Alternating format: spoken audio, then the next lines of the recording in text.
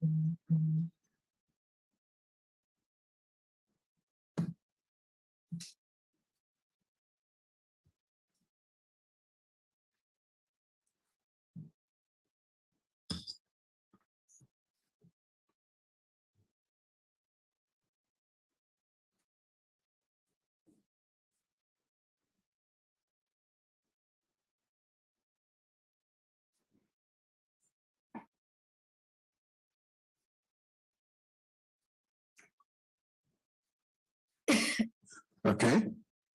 There's an indication that they are back.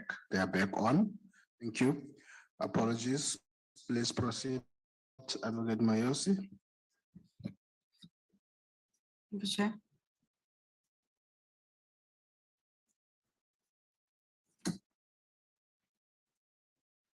Chair, I do not have further questions for this witness, but I would like to point out, just for hygiene purposes, I guess, that in line with Honorable Heron's suggestion about the parties discussing issues that are not in dispute beforehand and possibly curtailing the time spent on witnesses, the PP's team indicated that in relation to this witness and his affidavit, they are in agreement with paragraphs 1 to 27 of his affidavit, paragraphs 31 to 33, paragraphs 42 to 43, although they may ask questions, they say, they reserve the right to ask whatever clarification questions may arise from his testimony. And then, of course, the rest of the paragraphs they will interact with. I thought I should just point that out.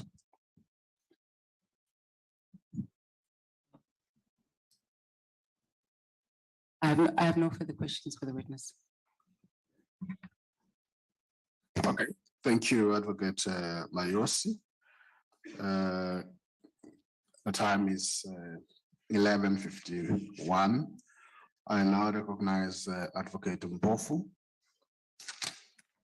Thank you, Chairperson. Chairperson, can I just also start with a few housekeeping issues before I come to the witness, with your permission? Go ahead. Thank you, Chair. Chair, the 3 or 4 issues which I just want to raise quickly, 2 of them don't pertain to this witness, the other 2 pertain to him. So let me start with the broader issues. The first one is, Chair, just for the record and for the attention of the members, to bring it to your attention or to their attention, and also to the attention of the public, because we've been getting inquiries, but we thought before we could respond to those inquiries, out of respect, we should raise this matter here in the formal hearing. And that is the matter, Chair. By now you would have received a letter from us from the 8th, that is the day before the public holiday, pertaining to the request that we're making to you to take the necessary steps to subpoena or summon President Cyril Ramaphosa, given the report that we last gave, that he had declined the invitation to appear voluntarily. That letter, I'm sure, has either reached you now, Chair, or it will reach you if it's still in the pipeline.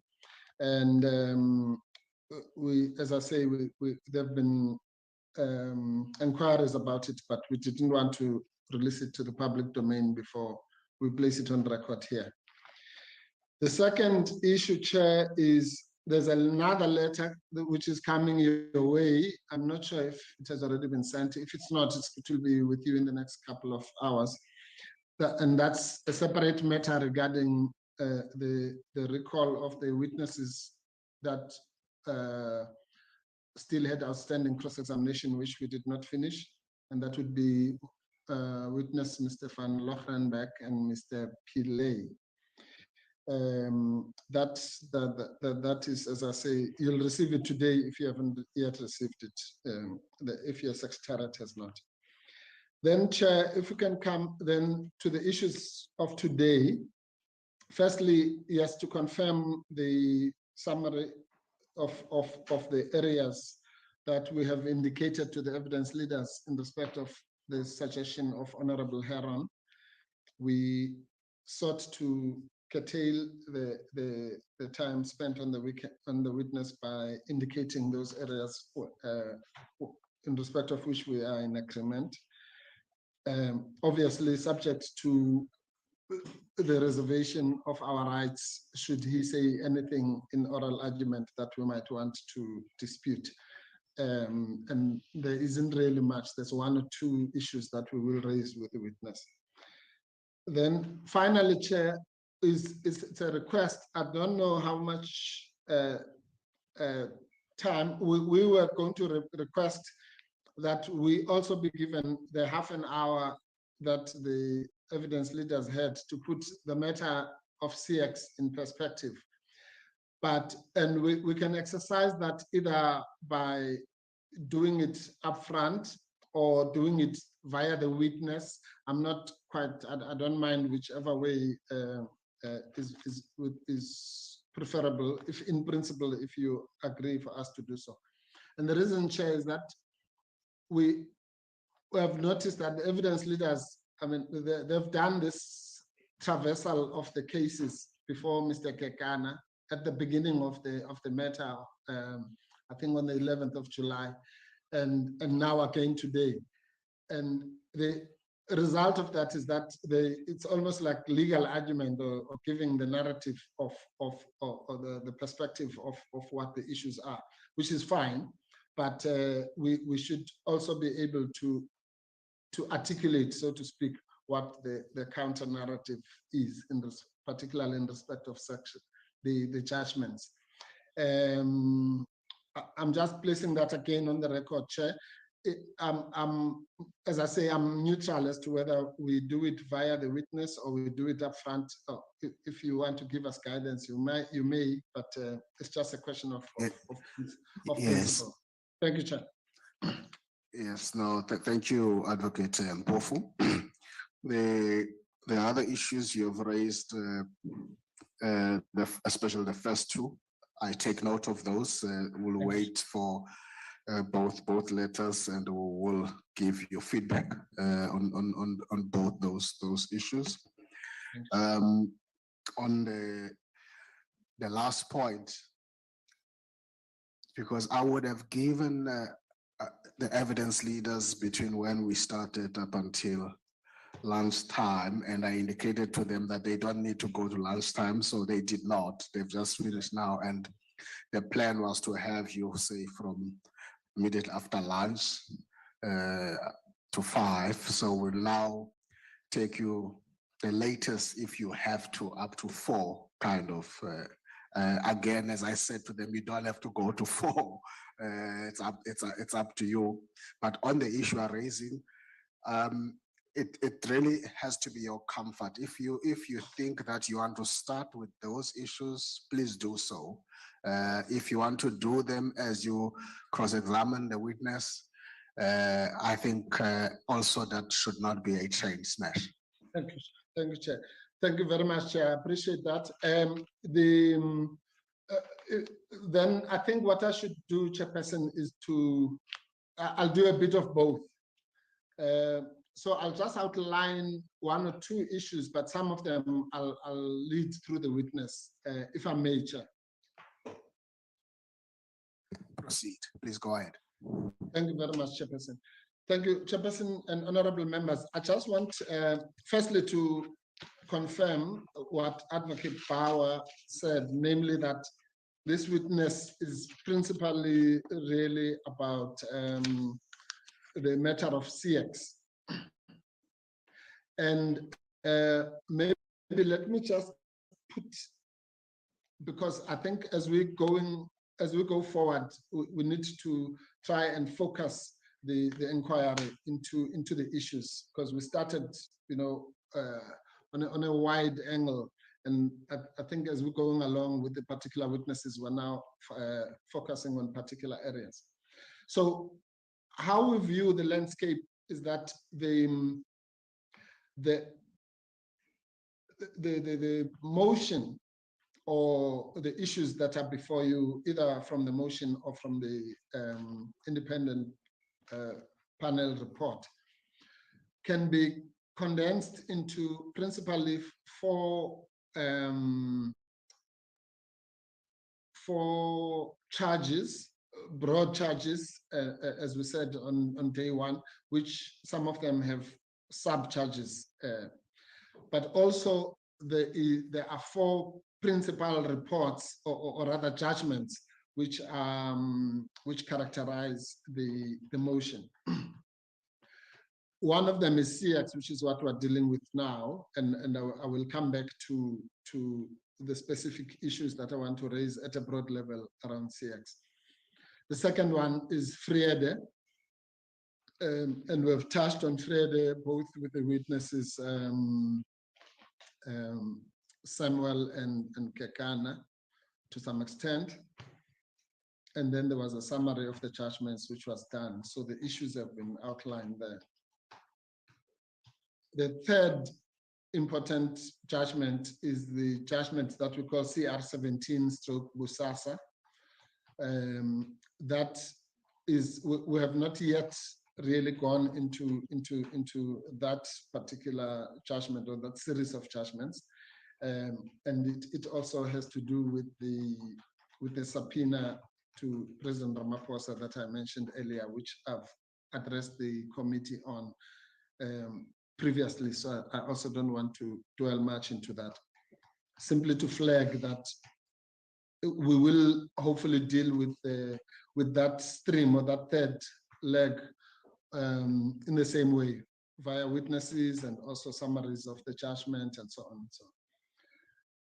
Then there's the judgment of the Financial Service Board Conduct Committee, or something like that, which again also has not been dealt with.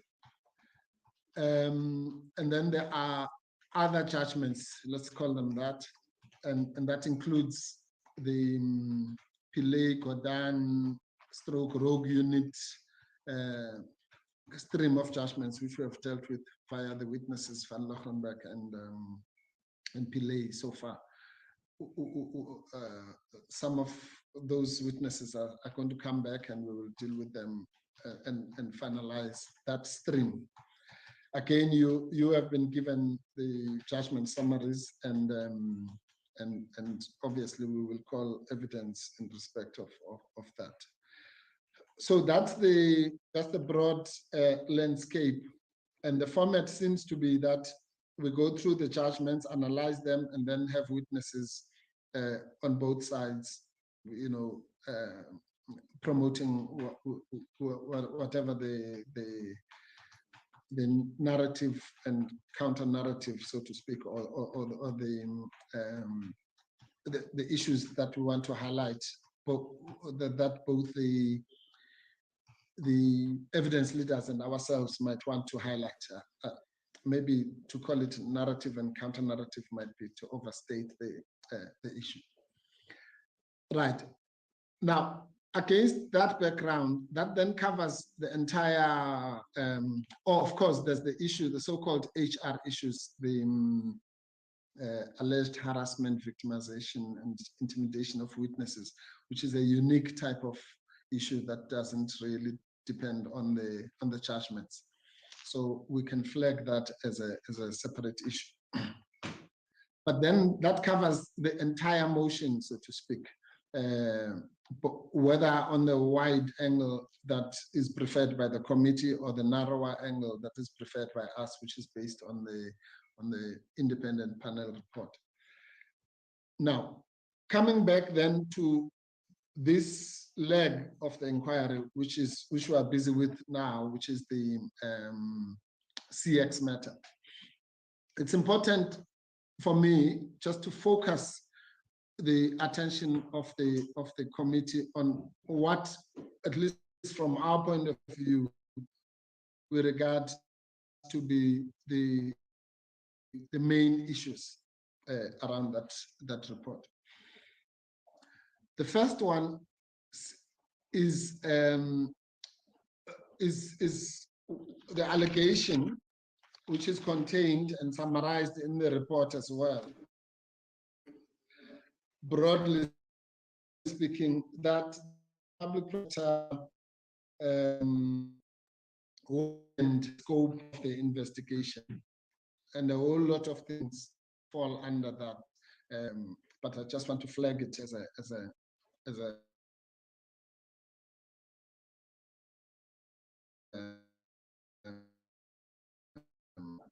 head topic. The second one, which is also is that the remedial action that the public protector issued differs substantially from that which Advocate Madonsela issued. Again, there are many sub-issues that fall under that. The third, which is quite important, is this issue in perspective. You will recall, for example, that we canvassed some of the issues in the judgments with witness Kekana, and I think to some extent with witness Samuel. And there are two types of issues that we want to flag in respect of the judgments. According to the independent panel, the focus is on the Constitutional Court judgments.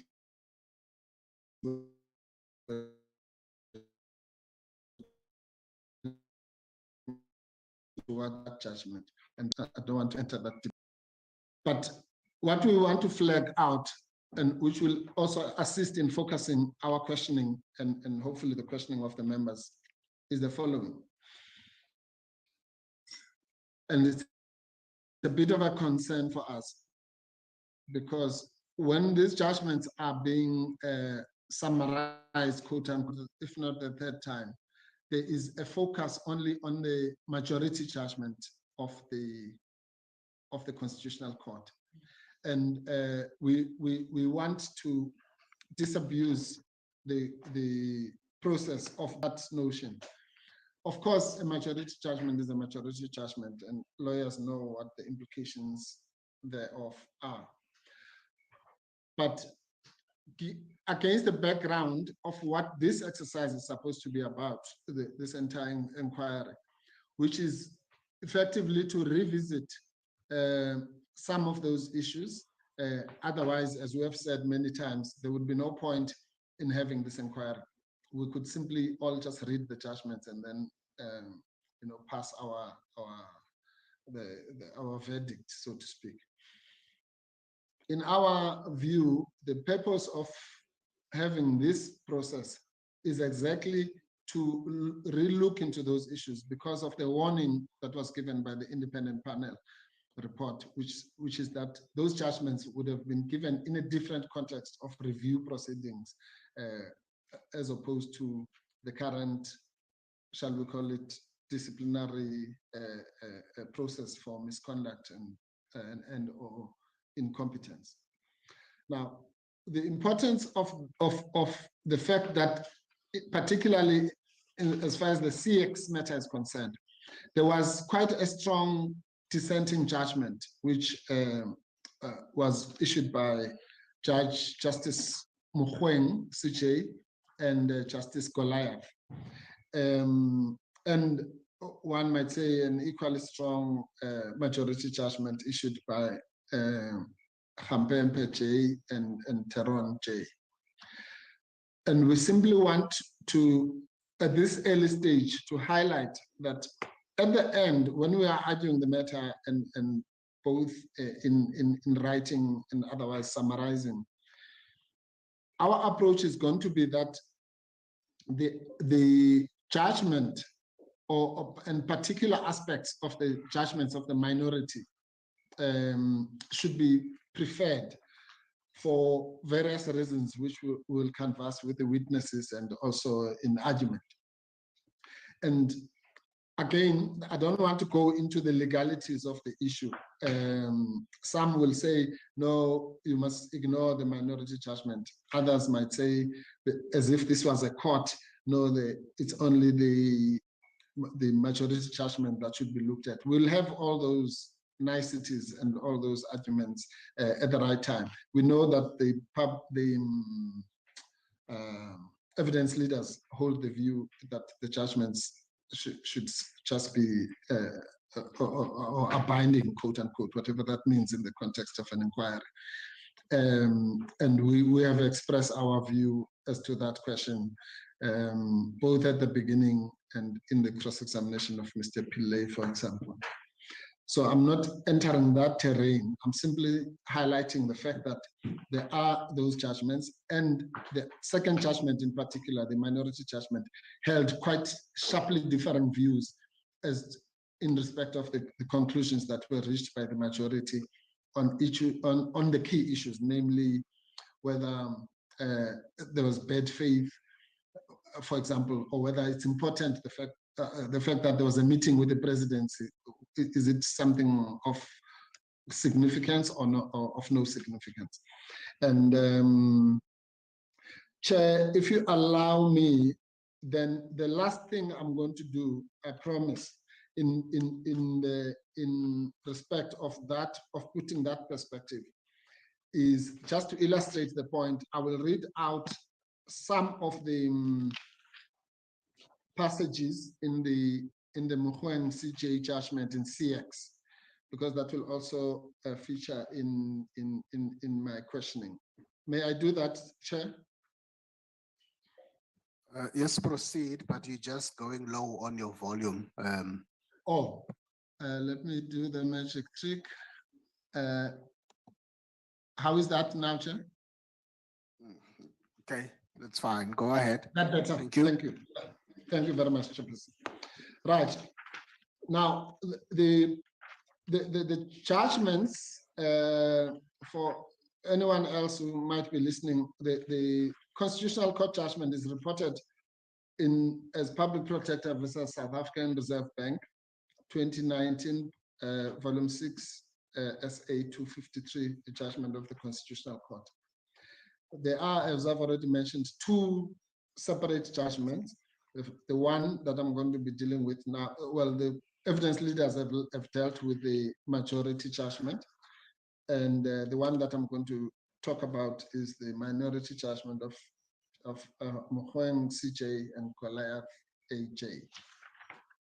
And I'd like, again, for members of the committee, when they read this, it's not a very long judgment, so I'm sure, well, that's a relative thing for lawyers and non-lawyers. But the passages that I would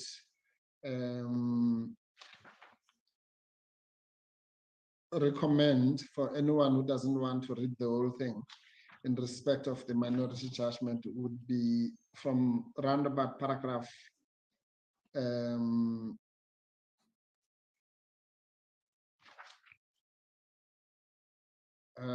56, which deals with gross negligence and bad faith in the context that I've already mentioned. And then from bad faith is paragraph 71 up to 89.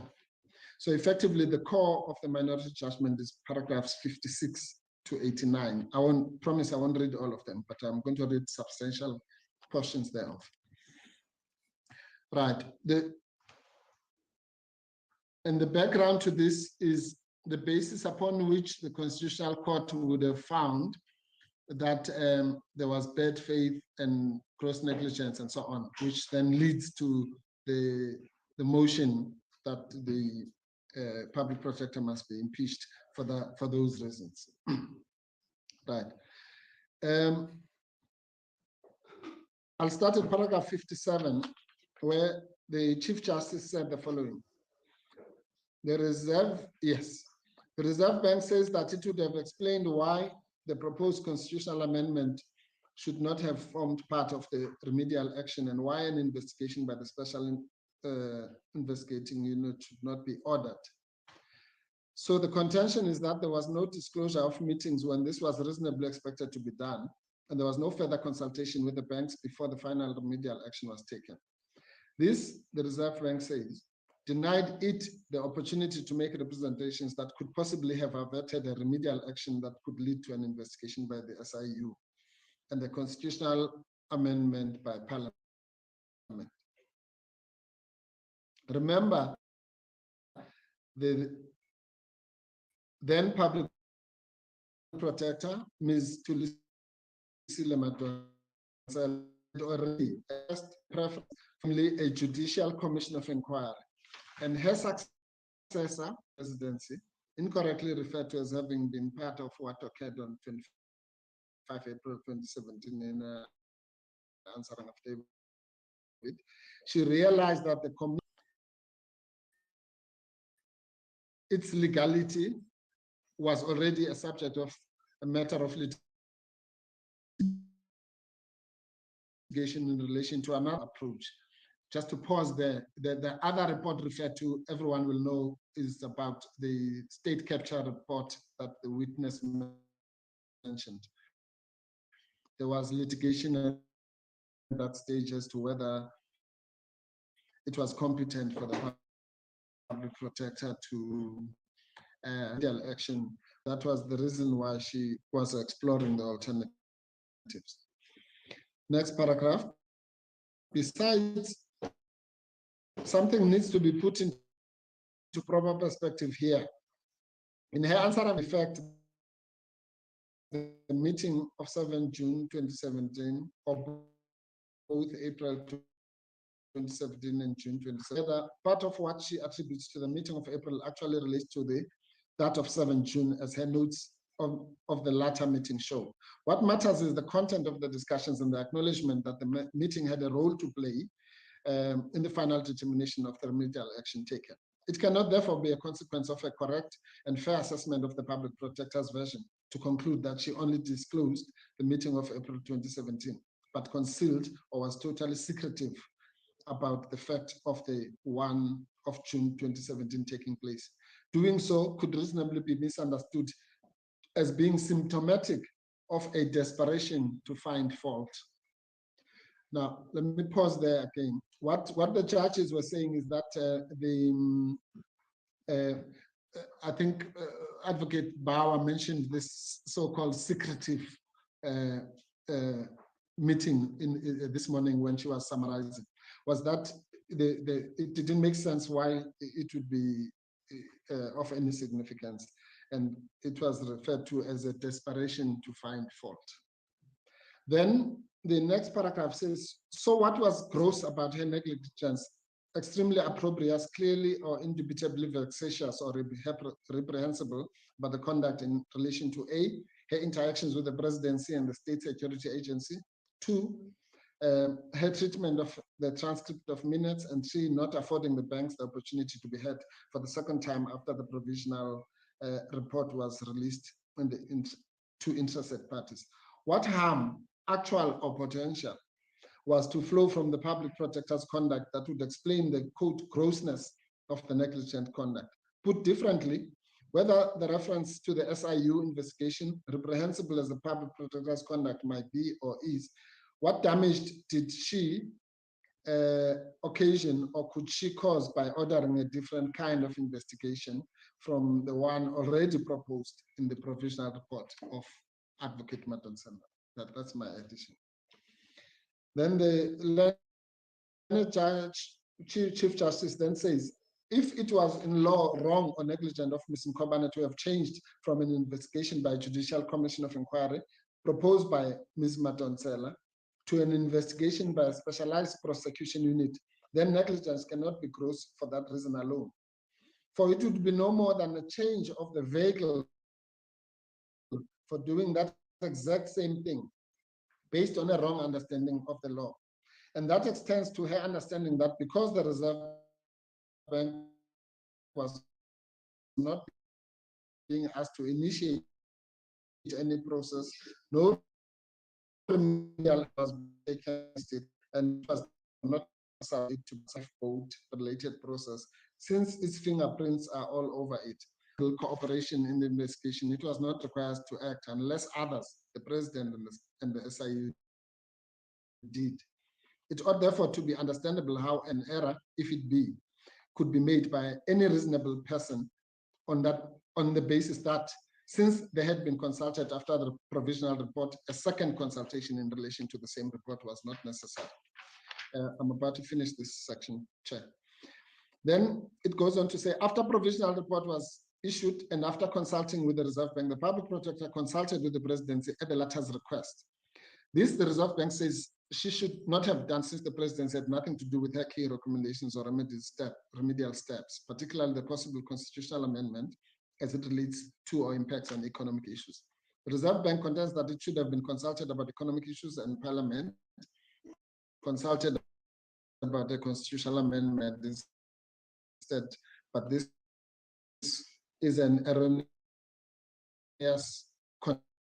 convention. First, in the affairs of this country, including the attainment of safeguarding of good governance or the creation of corruption-free and truly law-governed environment, especially as regards constitutional institutions.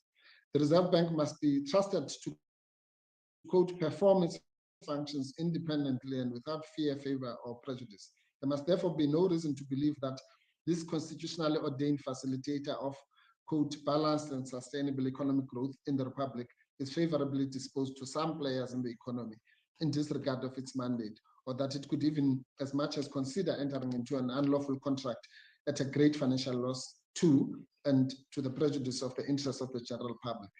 Allegations of corruption, illegality, or impropriety, especially those relating to an amount in excess of 1 billion rand, appear to be sufficiently serious to warrant credible closure via the medium of a thorough investigation, however old the subject matter of investigation might be. And on this, both Ms. Madonsela and Ms. Mkhwebane fundamentally agree. I'll jump the next paragraph. Then the 64, the public protector got the law completely wrong and even in a specific way. She, like any other citizen, could of course suggest, but most certainly could not take remedial action to that effect. How then is the gravity of the negligent conduct to be gauged in this connection? Is it with reference to the radical departure from the norm, the failure to appreciate the vital limits of her constitutional powers, or with special regard to the deleterious effect of the proposed amendment? Is the determination of the seriousness of gross nature of negligence related to the amendment not context specific? Then the Chief Justice goes on to say that it is so context specific. I'll start the next one from the second sentence. Therefore, any endeavor to that end may rightly be criticized and dismissed as bereft of seriousness given the nature of cases of lawmaking or constitutional amendment and Parliament's functional independence. The protector's remedial action was no or predictable list of lawyers who could come and ably arouse nerves of cheaters and those of the markets. That there really was nothing to worry about. Sentiment and objective reasoned and calm approach by the public protector ill-advised or overzealous proposal must inevitably lead to the conclusion that it was inconsequential, never posed any real but only an imaginary threat to the well-being of the Reserve Bank and all other interests, and including reasonably informed economic forces or markets. Remedial action was bound to be set aside with ease. Unsurprisingly, this is important, the public protector did not even oppose its setting aside of that portion.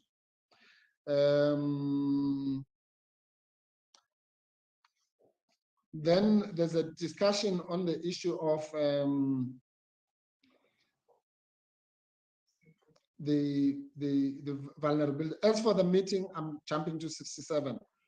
As for the meeting with the State Security Agency and discussing the Reserve Bank's vulnerability, it must not be forgotten that it was the State Security Agency that virtually initiated the investigation.